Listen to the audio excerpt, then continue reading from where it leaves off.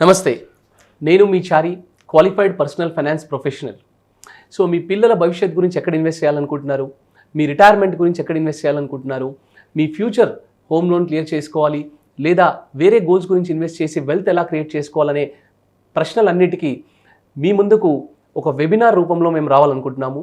12th August and 13th August 3 o'clock నుండి 5 o'clock వరకు మధ్యాహ్నం ఈ వెబినార్ ఉండబోతుందండి. సో ఇంట్రెస్ట్ ఉన్న వాళ్ళు ఈ కింద స్క్రోల్ అవుతున్న నెంబర్కి కాల్ చేసి రిజిస్టర్ చేసుకోండి. Thank you. నమస్తే, వెల్కమ్ టు సుమన్ టీవీ. నేను విష్ణు. ప్రస్తుతంతో పాటు QPFP qualified personal finance professional Chari గారు ఉన్నారు. వారితో మాట్లాడదాం. సార్ నమస్తే. సార్ చారీ గారు నమస్తే అండి. సార్ చారీ గారు, డబ్బు యొక్క ప్రాధాన్యత, పొదుపు యొక్క ఆవశ్యకత ఏంటి అంటే ఏం చెప్తారు? ఎందుకంటే ఇవాళ రోజుల్లో ఒక 50,000 రూపాయల జీతం వస్తుంటే వాళ్ళ పరిధికి మించి ఖర్చు పెట్టేస్తున్నారు, దుబారా చేసేస్తున్నారు. ఎందుకు బాబు నీ జీతానికి మించి ఎక్కువ ఖర్చు పెడుతున్నావు, ఎందుకు ఇంత లావిష్గా అయిపోతున్నావు అంటే వాళ్ళ వైపు నుంచి వస్తున్న సమాధానం ఏంటంటే, ఇప్పుడు కాక ఇంకెప్పుడు ఖర్చు పెడతాం, మనిషి ఎప్పుడు ఉంటాడో ఎప్పుడు పోతాడో తెలియదు, కాబట్టి ఎవ్రీ సెకండ్ కౌంట్స్.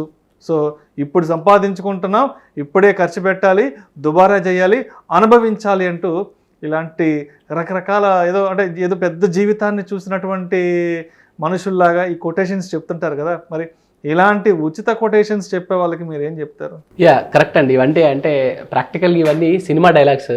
యాక్చువల్గా money formula is very clear అండి.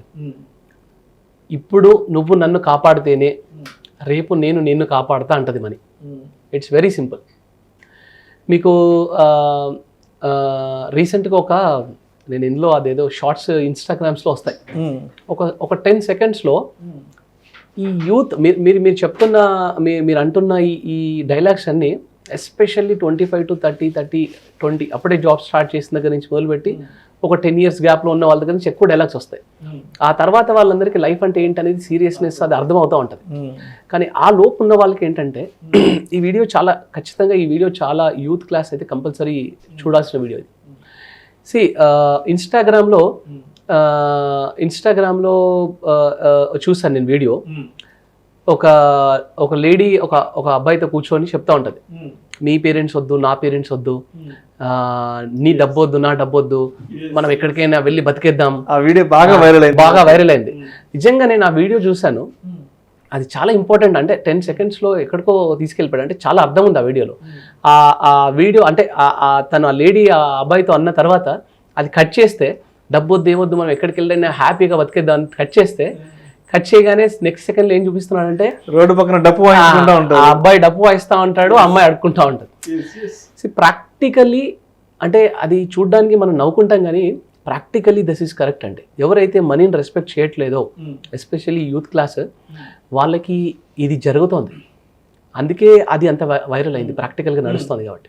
ఓకే, ఒకప్పుడు చాలా రిచ్గా బతికిన ఫ్యామిలీస్లోనూ వాళ్ళ పిల్లలు ఇవాళ శాలరీస్కి డే అండ్ నైట్ కష్టపడుతున్నారు. రీజన్ ఇట్లా చాలా ఫ్యామిలీస్ ఉన్నారు. రీజన్ ఎందుకంటే వాళ్ళ పేరెంట్స్ ఒకప్పుడు ఐదర్ డబ్బుని రెస్పెక్ట్ చేయలేదు ఒకటి, లేదా ఆ డబ్బుని రైట్ డైరెక్షన్లో పెట్టలేకపోవడం ఒకటి. ఓకే, సో ఈ 2 ప్రాబ్లమ్స్. నేనేమంటున్నానంటే డబ్బు సంపాదించండి, ప్రజెంట్ ఎంజాయ్ చేయండి, ఎట్ ద సేమ్ టైం ఫ్యూచర్కి కూడా పక్కన పెట్టండి. Okay, so you are respecting the money. So the moment you respect the money will also respect you in future. It's very simple formula. మనీకి ఉన్నది అదొకటే ఫార్ములా. మీరు ఎంత పెద్ద పుస్తకం చదవండి, ఇదే ఫార్ములా ఉంటుంది. డబ్బు సంపాదించడము, ఆ డబ్బు మళ్ళీ డబ్బును సంపాదిస్తుండడము 2 ప్యారలల్గా జరుగుతుండాలి. మీరు అన్నట్టు 50,000 రూపీస్ శాలరీ వస్తుంది అనుకోండి, they have to follow that 50-50 formula. దీనికి $1 million థియరీస్ అన్ని ఫాలో అవ్వాల్సిన అవసరం లేదండి. రాకెట్ సైన్స్ అవసరం లేదు. మనం ఫాలో అవ్వాల్సింది just 50-50 formula. First 50% of the మనీతో మీరు ఏమైనా చేసుకోండి. మీరు ఖర్చులు పెట్టుకోండి, కార్లు కొనుక్కోండి, హాలిడేస్కి వెళ్ళండి, ఎక్స్పెన్సివ్ థింగ్స్ కొనుక్కోండి, మీరు తినండి, తిరగండి, క్లాత్స్ కొనుక్కోండి, ఏం చేసుకోండి. But next 50% of your money should be compulsory, it should go to the savings అయ్యి తీరాల్సిందే. ఈ 50%లో ఏం చేస్తారంటే 10 రూపీస్ని మీరు మీ సేవింగ్స్ అంటే షార్ట్ టర్మ్ సేవింగ్స్కి, అంటే సెక్యూరిటీ పర్పస్కి అనుకోండి, లేదా ఇన్సూరెన్స్ తీసుకోవడాలు, ఓకే, లేదా ఎమర్జెన్సీ ఫండ్ క్రియేట్ చేసుకోవడాలు, వీటికి ఒక 10 రూపాయలు పక్కన పెట్టండి. ఒక 20 రూపీస్ మీడియం టర్మ్ గోల్స్కి, నేను నెక్స్ట్ 5 yearsలో ఒక ఎక్స్పెన్సివ్ కార్ కొనాలనుకుంటున్నాను, ఏదైనా హౌస్ తీసుకోవాలనుకుంటున్నాను, వాటికి ఆ గోల్స్కి పెట్టండి.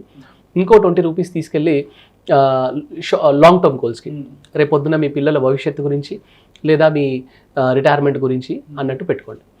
ఈ 50-50 ఫార్ములా ఖచ్చితంగా ఫాలో అయి తీరాలి.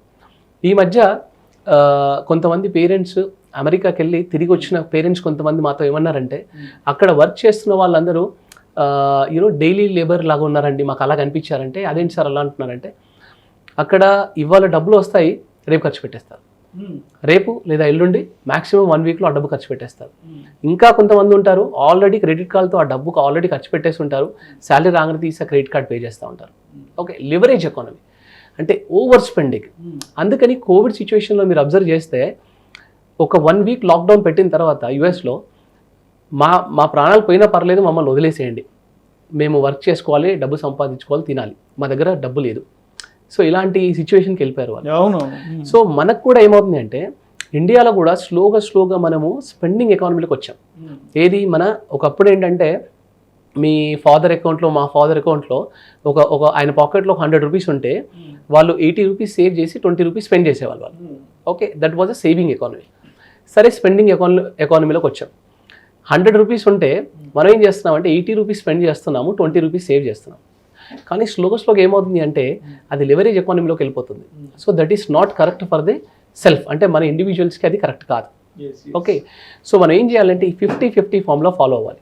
ఈవెన్ అంటే మీరు అబ్జర్వ్ చేస్తే వైఫ్ అండ్ హస్బెండ్, మేము చాలా ఫ్యామిలీస్ చూసాము, యూత్ అంటున్నారు కానీ వైఫ్ అండ్ హస్బెండ్ వర్కింగ్, తలా 1 లక్ష రూపాయల శాలరీస్ ఉన్నాయి, కానీ 10 సంవత్సరాల నుంచి వెనక్కి తిరిగి చూస్తే వాళ్ళ సేవింగ్స్ ఏమీ లేవు. Because they are not respecting the money, they are not thinking about the future. ఇవాళ ఆలోచిస్తున్నారు, మనం చాలా మిస్టేక్ చేసాం, ఈ 10 years నుంచి కనుక మనం సేవ్ చేసుకుంటే మన పిల్లలకు ఆల్రెడీ ఇన్ని లక్షల అమౌంట్ మనకి పక్కన ఉండేది అనే ఆలోచన ఇవాళ ఆలోచిస్తున్నారు. ఇప్పుడు ఈ 50-50 ఫార్ములా వల్ల మనకి అడ్వాంటేజ్ ఏంటంటే, మనకి తెలియకుండా చాలా స్లోగా ఒక second line of income start అవుతుంది. ఒక 5 years అవ్వగానే, ఫర్ ఎగ్జాంపుల్ మీరు ఇంతకుముందు అన్నట్టు 1 లక్ష రూపాయల శాలరీ వస్తుంది అనుకోండి, అందులో నుంచి 50,000 రూపీస్ ఎవ్రీ మంత్ ఇన్వెస్ట్మెంట్ చేసుకుంటూ వెళ్తే ఒక 5 yearsకి వచ్చేసరికి ఒక సిగ్నిఫికెంట్ అమౌంట్ మనకి ఏది ఏర్పడదు, కనిపించదు. బట్ ఆ 5th year ఎండింగ్ వచ్చేసరికి మనం ఆల్రెడీ సంపాదిస్తున్న దాంట్లో ఒక 25-30% ఆఫ్ మనకి ఇన్కమ్ ఇచ్చే కెపాసిటీ దానికి జనరేట్ అవుతుంది. ఇలా డిసిప్లిన్డ్గా ఇన్వెస్ట్ చేసిన వాళ్ళ పొజిషన్ చాలా బాగుందండి. డబ్బుని మనం గౌరవిస్తేనే, డబ్బుకి మనం రెస్పెక్ట్ ఇస్తేనే రేపు పొద్దున అది మనకు అవసరం ఉన్న టైంలో అది ఉపయోగపడుతుందండి. Otherwise it is very difficult. So ఈ 50-50 ఫార్ములా ఖచ్చితంగా ఫాలో అవ్వాలి. సో మీ క్వశ్చన్కి ఆన్సర్ ఏంటంటే 50-50 ఫార్ములా. సో డబ్బుని మనం రెస్పెక్ట్ చేస్తేనే అది మనం రెస్పెక్ట్ చేస్తుంది. అది యూత్ క్లాస్ అయినా అనుకోండి, వైఫ్ అండ్ హస్బెండ్ అనుకోండి, మిడిల్ క్లాస్ రేంజ్ అనుకోండి, ఎవరైనా సరే we have to respect the money, then money will respect. అదేవిధంగా ఇంకొంతమంది కొన్ని మాటలు చెప్తుంటారు చారి గారు, డబ్బుదే ఉందిలేబ్బా, ఇవాళ కాకపోతే రేపు సంపాదించుకోవచ్చు అంటారు కదా. అంటే ఇవాళే సంపాదించలేనప్పుడు మరి రేపన్న రోజు సంపాదించడానికి అవకాశం ఉంటుందా? సెకండ్ ఛాన్స్ ఉంటుందా? ఇప్పుడు ఇవాళ సంపాదించడానికి ఉన్న ఆపర్చునిటీ అతి భయంకరంగా ఉంది. ఇవాళ సంపాదించలేకపోతున్నాము. మీరు చూడండి, హోటల్కి వెళ్తే హోటల్ ఖాళీ ఉంటుందా? ట్రైన్ ఎక్కితే ట్రైన్ ఖాళీగా ఉంటుందా? బస్సు ఖాళీగా ఉంటుందా? హాస్పిటల్స్ ఖాళీగా ఉంటున్నాయా? ఒక ప్లేస్ చూపించండి ఇవాళ ఖాళీగా ఉంటుంది అనే ప్లేస్. గుడి ఖాళీగా లేదు, బడి ఖాళీగా లేదు, జైలు ఖాళీగా లేవు, ఏది ఖాళీగా లేదు భూమండలం మీద. సో మన ప్లేస్లోనే ఇంత ఆపర్చునిటీ ఉన్నప్పుడు ఇప్పుడే సంపాదించడం అవ్వట్లేదు అనేవాళ్ళు రేపు పొద్దున సంపాదిస్తారనే. అంటే ఈ సినిమా డైలాగ్స్, ప్రజెంట్లో బతకాలి, ఓకే, డబ్బు అవసరం లేదు, ఇవన్నీ చెప్పే డైలాగ్స్ వీళ్ళందరూ చెప్పేవాళ్ళు ఒక 2 రకాల వాళ్ళు చెప్తారండి. ఒకటి, నాకు ఫ్యూచర్లో కొంచెం అంటే నాకు వర్క్ చేయడం చేత కాదు అనేవాళ్ళు ఒకరు చెప్తారు. రెండవది, ఆల్రెడీ కోట్లు పేరెంట్స్ సంపాదించి పక్కన పెట్టుంటారు, వాళ్ళు చెప్తారు. ఓకే, వాళ్ళకి అది సెట్ అవుతుందేమో, కానీ ప్రాక్టికల్గా మనీ గురించి ఇట్లా చేస్తే ఏమవుతుందంటే వాళ్ళకే ఫ్యూచర్ లాస్ అవుతుందండి. ఆ సందర్భాన్ని, ఆ నిమిషాన్ని కవర్ చేసుకోవడానికి ఇలాంటి ఫ్రీ డైలాగులు వేస్తారంతే. ఆయన అంటే ఆప్యాయతలకు మించిన ఆస్తులే ఉన్నాయి, డబ్బుదే ఉంది, ఇవాళ కాకపోతే ఇంకో సంపాదించుకోవచ్చు, లేదంటే కుక్కను కొట్టిన డబ్బులు వస్తాయని ఇలాంటి అంటే ఏదో పెద్ద జీవితాన్ని చూసేసినట్టు ఇలాంటి సినిమా డైలాగులు వేస్తుంటారు.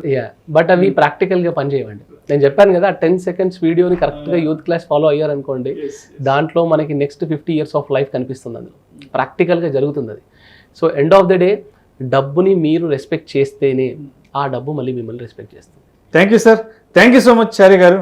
డబ్బు యొక్క ప్రాధాన్యతను, అదేవిధంగా పొదుపు గురించిన ఆవశ్యకతను, అసలు ఓవరాల్గా ఒక మనిషి జీవితంలో ఫినాన్షియల్ మేనేజ్మెంట్ ఎలా ఉండాలి, అదేవిధంగా ఫైనాన్షియల్ ప్లానింగ్ అనేది ఎలా ఉండాలి అనే అంశాల గురించి మీ విశ్లేషణ ద్వారా చాలా చక్కగా, చాలా సావధానంగా మన ప్రేక్షకులకు తెలియజేశారు. Thank you so much sir. Thanks అండి. Thank you.